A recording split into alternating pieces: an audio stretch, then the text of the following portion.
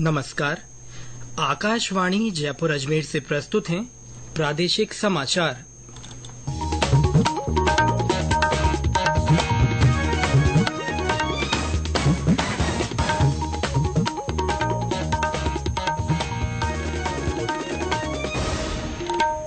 मुख्य समाचार। भारतीय जनता पार्टी का 2 दिवसीय राष्ट्रीय अधिवेशन संपन्न। प्रधानमंत्री नरेंद्र मोदी ने कार्यकर्ताओं से अगले 100 दिन नई ऊर्जा के साथ जुटने का किया आह्वान। प्रदेश में लोकसभा चुनाव को लेकर निर्वाचन विभाग ने तेज की तैयारियां। ईवीएम की प्रथम स्तरीय जांच का काम पूरा। भारत के G20 शेरपा अमिताभ कांत ने कहा, देश ने 2047 तक 9 से 10% की वृद्धि के साथ $35 ट्रिलियन की अर्थव्यवस्था बनने का लक्ष्य तय किया। और राज्य में ज्यादातर स्थानों पर दिन के तापमान में बढ़ोतरी का दौर जारी। अगले 2-3 दिन जयपुर, भरतपुर और अजमेर संभाग सहित कुछ स्थानों पर हल्की बारिश का पूर्वानुमान।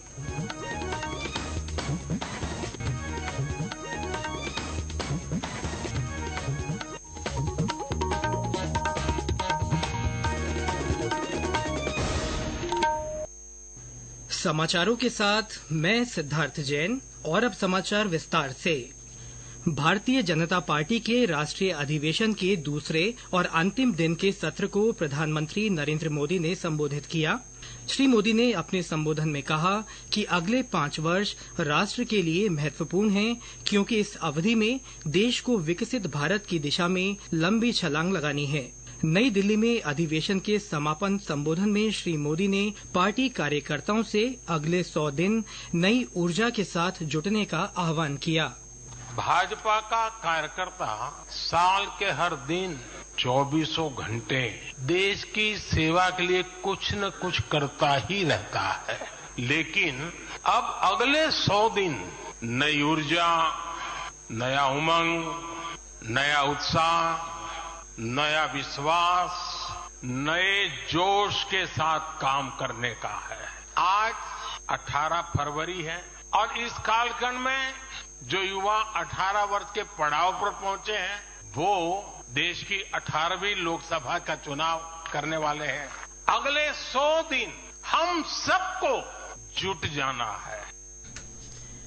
प्रधानमंत्री ने कहा कि एनडीए को 400 सीटों तक ले जाने के लिए भाजपा को 370 सीटों का आंकड़ा पार करना होगा।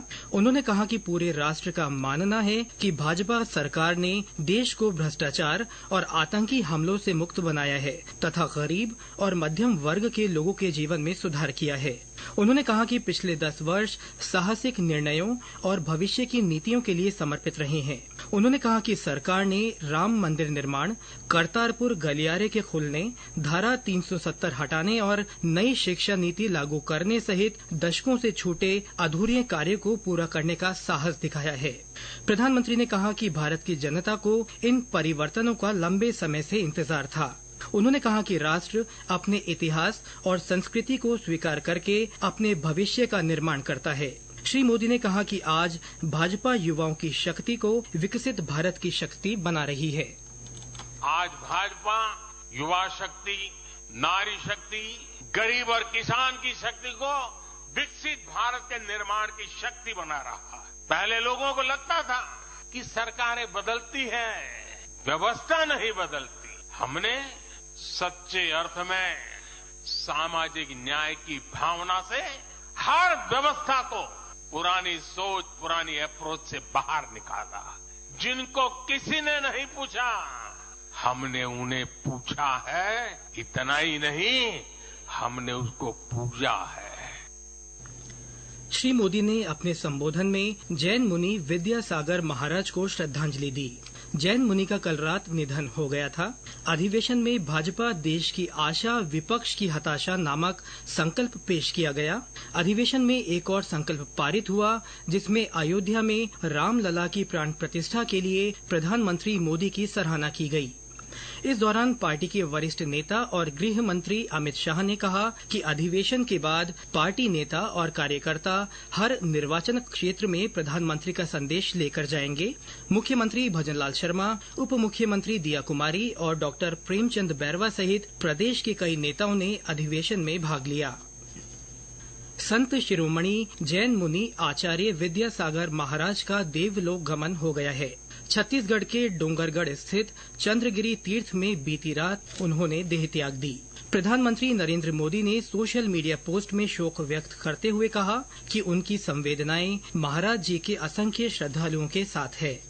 श्री मोदी ने कहा कि आचार्य विद्यासागर महाराज ने समाज के लोगों को आध्यात्मिक रूप से जागृत करने, गरीबी हटाने, स्वास्थ्य और शिक्षा सहित कई क्षेत्रों में अपना अमूल्य योगदान दिया। केंद्रीय गृह मंत्री अमित शाह ने भी विद्यासागर महाराज के निधन पर शोक व्यक्त करते हुए इसे देश और समाज के लिए अपूरणीय क्षति बताते हुए इसे व्यक्तिगत क्षति भी बताया। उन्होंने कहा कि विद्यासागर जी महाराज का जीवन ध्रुव तारे की तरह भावी पीढ़ियों का पथ प्रदर्शित करता रहेगा। मुख्यमंत्री भजनलाल शर्मा ने आचार्य श्री को नमन करते हुए कहा कि वे तप, ज्ञान, संयम, आराधना और करुणा की प्रतिमूर्ति थे। आचार्य विद्यासागर महाराज दिगंबर जैन आचार्य थे। उनका जन्म कर्नाटक में हुआ था। उन्होंने आध्यात्मिक दीक्षा राजस्थान में ग्रहण की थी। विधानसभा अध्यक्ष वासुदेव देवनानी ने भी संत शिरोमणि विद्यासागर महाराज के निधन पर संवेदना व्यक्त की है। आचार्य श्री विद्यासागर जी महाराज के देवलोक गमन की सूचना पर प्रदेश में कई स्थानों पर उन्हें श्रद्धापूर्वक नमन किया गया। टोंक में जैन समाज के लोगों ने अपने अपने प्रतिष्ठान बंद रखकर महाराज जी को श्रद्धांजलि अर्पित की। प्रदेश में लोकसभा चुनाव को लेकर निर्वाचन विभाग ने तैयारियां तेज कर दी है। मुख्य निर्वाचन अधिकारी प्रवीण गुप्ता ने बताया कि भारत निर्वाचन आयोग के निर्देश पर कल से जयपुर में लोकसभा चुनाव 2024 के लिए राज्य के सभी संसदीय क्षेत्रों के सहायक रिटर्निंग अधिकारियों का प्रथम चरण का 5 दिवसीय प्रशिक्षण सह सर्टिफिकेशन कार्यक्रम शुरू होगा। दूसरा चरण 26 फरवरी से 1 मार्च के बीच होगा। इस तरह 2 चरणों में राज्य के सभी 200 सहायक रिटर्निंग अधिकारियों को प्रशिक्षण दिया जाएगा। श्री गुप्ता ने बताया कि प्रदेश भर में इलेक्ट्रॉनिक वोटिंग मशीन ईवीएम की प्रथम स्तरीय जांच का काम पूरा हो गया है। उन्होंने कहा कि निष्पक्ष, स्वतंत्र और पारदर्शी चुनाव के लिए ईवीएम की प्रथम स्तरीय जांच जरूरी है। ये समाचार आकाशवाणी जयपुर अजमेर से प्रसारित किए जा रहे हैं। भारत के G20 शेरपा अमिताभ कांत ने कहा है कि देश ने अगले 3 दशक में 9 से 10% की वृद्धि के साथ वर्ष 2030 तक $10 ट्रिलियन और वर्ष 2047 तक $35 ट्रिलियन की अर्थव्यवस्था का लक्ष्य तय किया है। आज मुंबई टेक सप्ताह के उद्घाटन सत्र में उन्होंने कहा कि युवा उद्यमियों को कृत्रिम बुद्धिमत्ता, लॉजिस्टिक्स, स्वास्थ्य और शिक्षा पर ध्यान देना चाहिए। उन्होंने कहा कि भारत विश्व में एकमात्र ऐसा देश है जिसने कोरोना काल के दौरान 2 अरब 20 करोड़ टीकाकरण किया। केंद्र सरकार और किसान नेताओं के बीच चौथे दौर की बातचीत आज शाम चंडीगढ़ में होगी। बृहस्पतिवार को तीसरे दौर की वार्ता 5 घंटे तक चली थी। केंद्रीय कृषि मंत्री अर्जुन मुंडा ने कहा था कि किसानों के मुद्दों का शांतिपूर्ण समाधान निकाला जाएगा। तीसरे दौर की वार्ता में केंद्रीय मंत्री अर्जुन मुंडा, पीयूष गोयल और नित्यानंद राय ने केंद्र सरकार का प्रतिनिधित्व किया।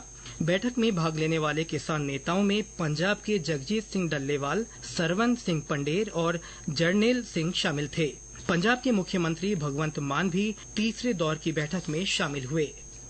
और अब मौसम। प्रदेश में ज्यादातर स्थानों पर दिन के तापमान में बढ़ोतरी का दौर जारी है। पिछले 24 घंटों में 13 शहरों में दिन का तापमान 30 डिग्री सेल्सियस से ऊपर दर्ज किया गया।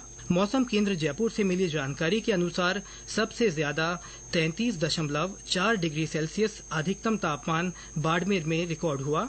वहीं राज्य में कल से एक नया पश्चिमी विक्षोभ सक्रिय होने के आसार हैं। इसके असर से कल और परसों जोधपुर, बीकानेर, अजमेर, जयपुर और भरतपुर संभाग के कुछ भागों में गरज के साथ हल्की बारिश होने की संभावना है। मौसम केंद्र जयपुर के निदेशक राधेश्याम शर्मा ने बताया कि इस दौरान कुछ स्थानों पर ओले भी गिर सकते हैं।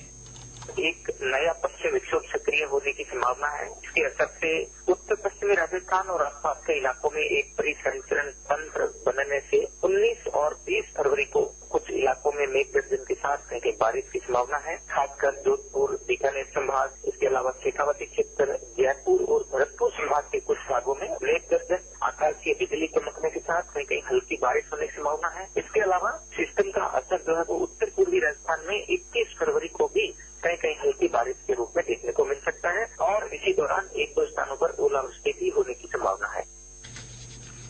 राज्य में अगले 2 दिन न्यूनतम तापमान में 3 से 4 डिग्री वृद्धि होने की संभावना है। उसके बाद तापमान में 2 से 4 डिग्री सेल्सियस की गिरावट आने के आसार हैं।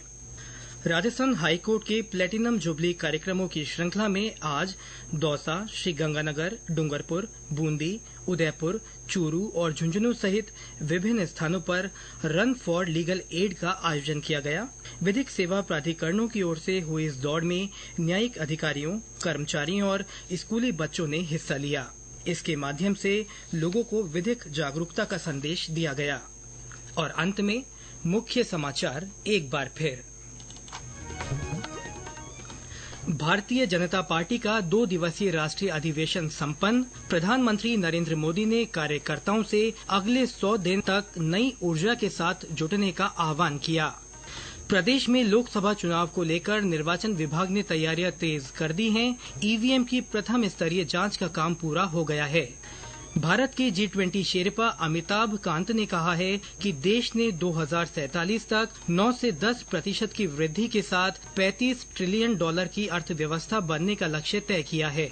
और राज्य में ज्यादातर स्थानों पर दिन के तापमान में बढ़ोतरी का दौर जारी है। अगले 2-3 दिन जयपुर, भरतपुर और अजमेर संभाग सहित कुछ स्थानों पर हल्की बारिश का पूर्वानुमान है। इसी के साथ प्रादेशिक समाचार बुलेटिन समाप्त हुआ। नमस्कार।